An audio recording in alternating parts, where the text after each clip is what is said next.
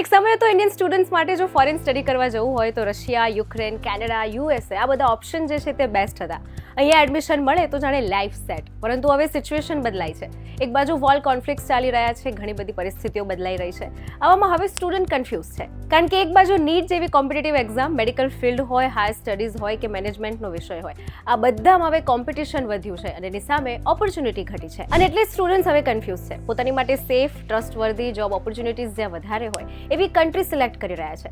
પરંતુ શું તમે જાણો છો કે જેટલી પણ કન્ટ્રી તમે અત્યાર સુધી સાંભળી છે એ સિવાય પણ આ એક કન્ટ્રી છે જે ધીરે ધીરે સાયલેન્ટલી ગ્રો કરી રહી છે અને ઇન્ડિયન સ્ટુડન્ટ્સની સંખ્યા હવે આ કન્ટ્રીમાં વધી છે. કઈ છે આ કન્ટ્રી, ત્યાં કયા ફ્યુચર સ્કોપ છે, કેમ ઇન્ડિયન સ્ટુડન્ટ્સ હવે આ નવી કન્ટ્રી પસંદ કરી રહ્યા છે, સમજીશું આજના વિડીયોમાં. Hello, ladies and gentlemen. This is your captain speaking. We'll be landing in the airport in just a few minutes. Hi, this is Janvi. Way to વિદેશના આજના વિડીયોમાં જાણીશું કે અમેરિકા, કેનેડા, યુએસએ, યુકે નહીં, પરંતુ આ કઈ કન્ટ્રી છે કે જેને લઈને ઇન્ડિયન સ્ટુડન્ટ્સ હવે વધારે ઇન્ટરેસ્ટ ધરાવી રહ્યા છે.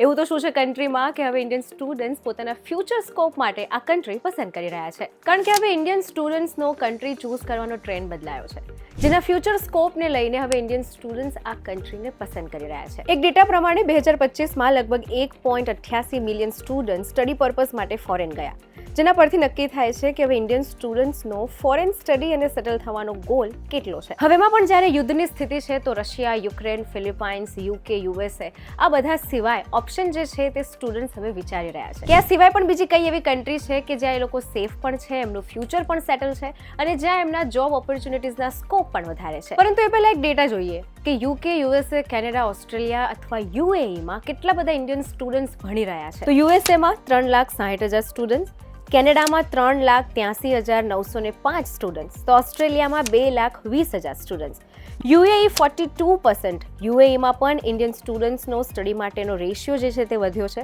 કારણ કે યુએઈ પણ હવે ઓપ્શનમાં એડ થયું છે. અપ્રોક્સ આ ડેટા પરથી જ સમજાઈ રહ્યું છે કે ભારતમાં રહેલા કેટલા બધા સ્ટુડન્ટ્સ છે કે જે ફ્યુચર ફોરેનમાં સેટલ થવાના પર્પઝથી અલગ અલગ કન્ટ્રીમાં સ્ટડી માટે, ફ્યુચર માટે અને જોબ સેટલમેન્ટ માટે ટ્રાય કરી રહ્યા છે અને ભણી રહ્યા છે. પરંતુ આ બધી જ કન્ટ્રી સિવાય પણ આ એક કન્ટ્રી છે કે જેને લઈને ઇન્ડિયન સ્ટુડન્ટ્સ હવે વધારે સિક્યોર, સેફ અને પોતાનું ફ્યુચર વધારે સક્સેસફુલ માની રહ્યા છે. એટલે આ બધા રેશિયો અને સિચ્યુએશનની વચ્ચે આયર્લેન્ડ એ કન્ટ્રી છે કે જ્યાં 38% ઇન્ડિયન સ્ટુડન્ટ્સનો રેશિયો જે છે, ઇન્ટરેસ્ટ જે છે તે આયર્લેન્ડમાં સ્ટડી માટે વધ્યો છે.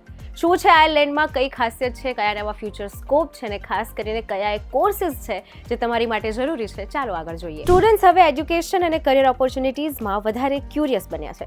આ દેશનો ગ્રોથ, કન્ટ્રીની પોલિસીઝ અને ફ્રેન્ડલી એન્વાયરમેન્ટને બતાવે છે. આયર્લેન્ડ હવે ઇન્ડિયન સ્ટુડન્ટ્સ માટે એક અટ્રેક્ટિવ ડેસ્ટિનેશન બની ગયું છે. એજ્યુકેશન ક્વોલિટી અને લાઇફસ્ટાઇલના કારણે સ્ટુડન્ટ્સ હવે આ દેશને પસંદ કરે છે. એક બાજુ જ્યારે ગ્લોબલ મોબિલિટી ઘટી રહી છે તો તેની સાથે જ આ દેશમાં સ્ટુડન્ટ્સનો ઇન્ક્રીઝ રેશિયો વધ્યો છે. અને આ ડેટા પરથી જ સમજાઈ રહ્યું છે કે હવે ઇન્ડિયન સ્ટુડન્ટ્સ ખાલી કન્ટ્રી પસંદ નથી કરતા, પરંતુ કન્ટ્રી સાથે પોતાનું ફ્યુચર, પોતાની સેફટી પણ જોઈ રહ્યા છે. અને માટે જ હવે ઇન્ડિયન સ્ટુડન્ટ્સનો ઇન્ક્રીઝિંગ રેશિયો જે છે તે આયર્લેન્ડમાં વધ્યો છે. આયર્લેન્ડમાં છેલ્લા કેટલા સમયથી 700થી વધીને સંખ્યા 9,000 સુધી પહોંચી છે અને હજી પણ ઇન્ડિયન સ્ટુડન્ટ્સની સંખ્યા ત્યાં વધી શકે એવી સંભાવના છે. હવે સવાલ આ બધાની વચ્ચે એ જ થાય કે યુકે, યુએસએ, કેનેડા, ઓસ્ટ્રેલિયા નહીં, પરંતુ આ દેશમાં એવું તો શું છે કે 38% જેટલો ઇન્ક્રીઝિંગ રેશિયો ઇન્ડિયન સ્ટુડન્ટ્સનો આ દેશમાં વધ્યો છે અને હજી પણ ઇન્ડિયન સ્ટુડન્ટ્સની આ દેશમાં આવવાની શક્યતાઓ વધી રહી છે. એનું કારણ છે આ તમામ દેશોની ઇમિગ્રેશન સિસ્ટમ. ડેલી નવા rules, checking criteria, fee structure, admission process આ બધાને લઈને હવે અનસર્ટિનિટી વધી ગઈ છે, કારણ કે ઓપોર્ચ્યુનિટીઝ ઓછી છે અને કોમ્પિટિશન વધારે છે. માટે જ હવે આયર્લેન્ડ જેવી સેફ કન્ટ્રી ઇન્ડિયન સ્ટુડન્ટ પસંદ કરે છે. સ્ટુડન્ટ અને પેરેન્ટ્સ ખાસ કરીને વિઝા પોલિસીઝ, સેફટી અને કોસ્ટ પર ધ્યાન રાખે છે અને આયર્લેન્ડ આ ત્રણેયમાં બેસ્ટ અને સુટેબલ ઓપ્શન તરીકે છે. અને એવું નથી કે માત્ર કન્ટ્રી જ સારી છે અને આ 3 ફેક્ટર જ છે, એ સિવાય પણ ત્યાંની એજ્યુકેશન સિસ્ટમ અને ત્યાંની ફ્યુચર ગ્રોથ સિસ્ટમ જે છે એને લઈને ઇન્ડિયન સ્ટુડન્ટ્સ આયર્લેન્ડને પસંદ કરી રહ્યા છે. અહીંયાના પ્રોગ્રામ્સની ડિઝાઇન એવી રીતે કરાયા છે કે જે ડાયરેક્ટ ઇન્ડસ્ટ્રી સાથે કનેક્ટેડ હોય, જેને સ્ટેમ ફોકસ પ્રોગ્રામ્સ કહે છે, જેનાથી સ્ટુડન્ટ્સને પ્રેક્ટિકલ અપ્રોચ અને જોબ ઓપોર્ચ્યુનિટીઝ મળે છે. આ સાથે ઇંગ્લિશ લેંગ્વેજ વાળું એન્વાયરમેન્ટ છે, એટલે તમારી પાસે કોઈ બીજી લેંગ્વેજ શીખવાનું પ્રેશર ના રહે. તમે ઇંગ્લિશ લેંગ્વેજમાં જ ત્યાં સ્ટડી કરી શકો છો, કોમ્યુનિકેશન કરી શકો છો, એટલે કે મેઇન ફેક્ટર તમને લેંગ્વેજ બેરિયર ત્યાં નડતું નથી. આ સાથે સૌથી ઇફેક્ટિવ છે ત્યાંના કોર્સ. શોર્ટ ડ્યુરેશનના છે એટલે કે ટાઈમિંગ અને કોસ્ટ પણ બચી જાય છે અને પોસ્ટ સ્ટડી વર્ક ઓપ્શન પણ ત્યાં બેસ્ટ છે. હવે પોસ્ટ સ્ટડી વર્ક ઓપ્શન જો સ્ટુડન્ટ્સને મળતા હોય તો એમને જોબ, એમનું સેટલમેન્ટ પણ જે છે તે ઇઝીલી થઈ શકે છે.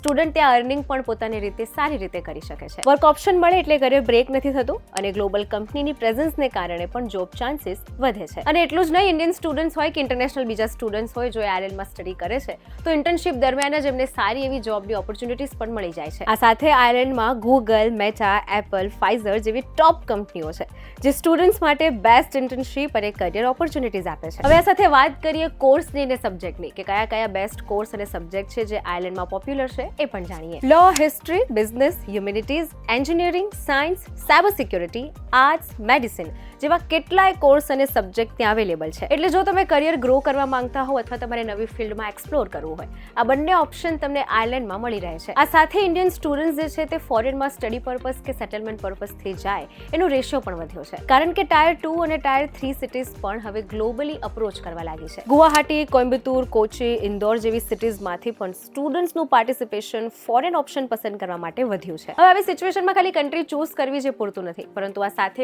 Cost, timing, future, job, work આ બધા જ પેરામીટર્સ ચેક કરવા પણ ખૂબ જરૂરી છે. ખાલી પોપ્યુલારિટી બેઝ કન્ટ્રી સિલેક્ટ કરવી હવે યોગ્ય નથી કારણ કે બેસ્ટ ઓપ્શન સાથે visa rules, safety, security, timing આ બધી જ વસ્તુ સમજવી જરૂરી છે. આ સાથે ઇન્ડિયન સ્ટુડન્ટ્સ એક ભૂલ કરતા હોય છે કે ફ્રેન્ડ જે કન્ટ્રી પસંદ કરે એ જ કન્ટ્રીમાં પોતે જતા હોય છે, પરંતુ આવું કરવાથી બચો કારણ કે ફ્રેન્ડના ગોલ્સ અલગ છે, એનું ફ્યુચર સેટલમેન્ટ પ્લાન અલગ છે અને તમારા ફ્યુચર ગોલ, ઇન્ટરેસ્ટ અને ફ્યુચર પ્લાન અલગ છે. માટે કન્ટ્રી તમારા ગોલ પ્રમાણે તમારે જેમાં આગળ વધવું છે તે ફિલ્ડ, તે ઇન્ટરેસ્ટ, ત્યાંની ઓપોર્ચ્યુનિટીઝ, ત્યાંની પ્રોસેસ આ બધું સમજીને કન્ટ્રી પસંદ કરો કારણ કે હવે પહેલા જેમ લિમિટેડ ઓપ્શન્સ નથી, હવે ગ્લોબલ લેન્ડસ્કેપ ચેન્જ થાય છે અને એમાં ડાયવર્સિફિકેશન પણ વધ્યું છે. માટે પોતાના ફ્યુચર ગોલ સમજીને એ પ્રમાણે પ્રોસેસ સ્ટાર્ટ કરીને એ રીતે કન્ટ્રી પસંદ કરવી તમારી માટે બેસ્ટ છે. આ સિવાય પણ કઈ કન્ટ્રીમાં કયા કોર્સ છે ને કયા ફ્યુચર છે ઓલરેડી વિડીયો બનાવેલો છે. ડિસ્ક્રિપ્શનમાં એની લિંક છે, ચોક્કસ જોઈ લેજો અને આવા જ ઇન્ફોર્મેટિવ વિડીયોઝ માટે જોડાયેલા રહેજો વીટીવી ડિજિટલ સાથે.